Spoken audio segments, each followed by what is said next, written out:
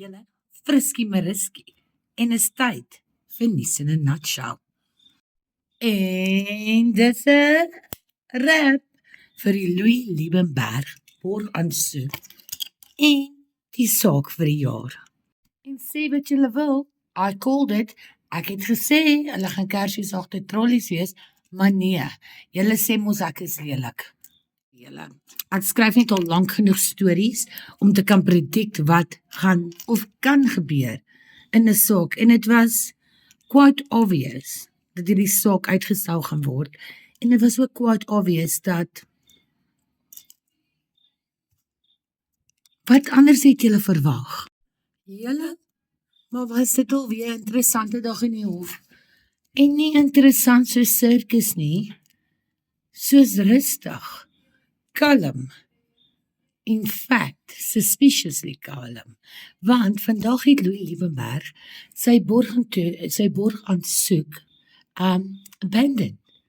Hy het dit laat vaar. Hy het gesê, it's like that.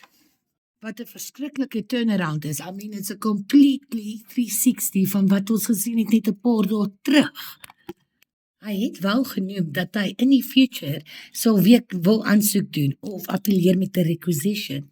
Met ander woorde, julle, dis nie die laaste wat ons gehoor het van Louis met hierdie bail application nie. So moenie te excited raak nie.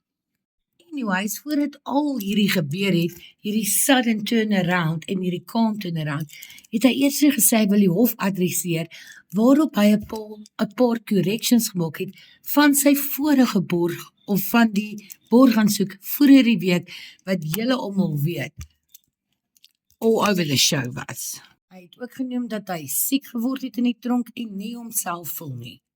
Ons kon dit sien. Dit was die eerste keer wat hy glad nie gechant het in die hof nie, gegil het in die hof nie, of selfs 'n Viva MK gegooi het nie. Dit was net niks. Dit was soos stil en rustige Louis. Die stil vir die storm. Ek grap net.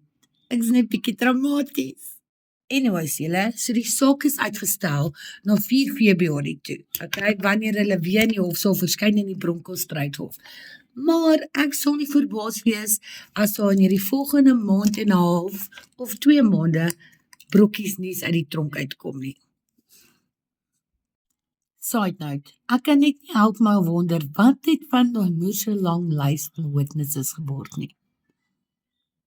Anyways, ek stry nie met die man nie.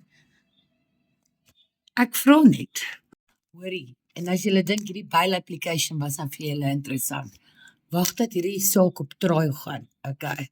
Ek kan nie wag om te sien wie getuig, wie split, wie draai en wie hol weg nie. Anyways, julle, moenie te comfortable raak nie. Nie slaap nooit nie. Friskie mariskie, nie in 'n nutshell.